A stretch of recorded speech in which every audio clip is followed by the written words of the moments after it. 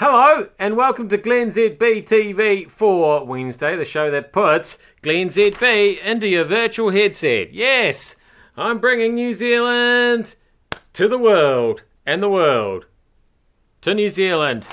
And you've got to love Test match cricket. Is it any wonder that its popularity just goes from strength to strength, height to height? This was the state of play when they started yesterday. 3 wickets down, chasing New Zealand's large score. And then after only 6 hours of non-stop cricket after that, 3 wickets down, chasing New Zealand's big score. So, action aplenty there. What's not to love about Test cricket? I do kind of like it, and it's kind of like in a very sort of zen way. I feel like I can leave my body and sort of astral travel when it's that kind of a day on Test cricket.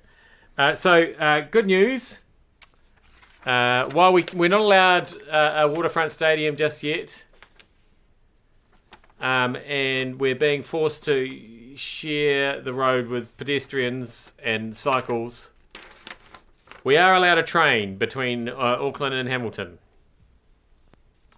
The carriages are about to start being refurbished for that. It's a 5-year trial period starting in 2020.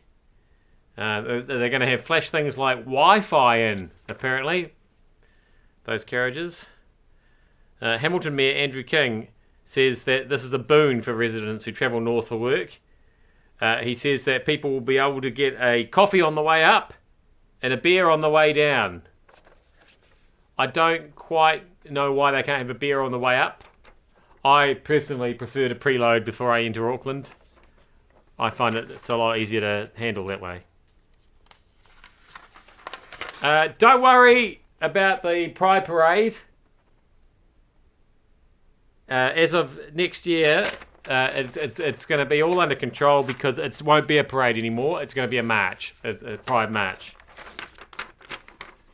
So that all the angst and everything that we had this year, it's all because it was a parade. Next year it'll be a march. So this year's one, this is the kind of thing that's how it looked. But next year, when it's a march, that's how it will. That's that slide. That's that slide. Massive difference. Finally, we've got a decision to pay meat workers for taking their work gear on and off. Because apparently this can take up to 20 minutes. I just thought it was a pair of white gumboots. I'm not quite sure why you need a hard hat to cut up meat, but anyway. But I'm not criticising. This is good news because it fits in very well with my policy, which is not actually my policy. I used to flat with a guy who said some of the wisest words ever said to me. And at the time, I was working in a kind of a manual labour situation where I was getting paid time and a half. And I was working 7 days a week at that point. 7 days a week and about 13 hours a day. Very tired. Not very communicative by the time I got home. But I was making a lot of coin. And it was about that time that my flatmate said to me, never shit on your own time. And I've really hung on to those words, that piece of advice. And I think the same logic can be applied to putting on your white coat, your mask, your white hard hat. I guess it's in case a frozen cow falls on your head, I suppose. Get paid for everything.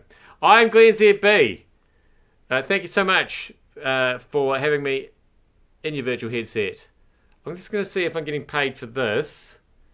And the answer will depend on whether I will see you back here again tomorrow for more.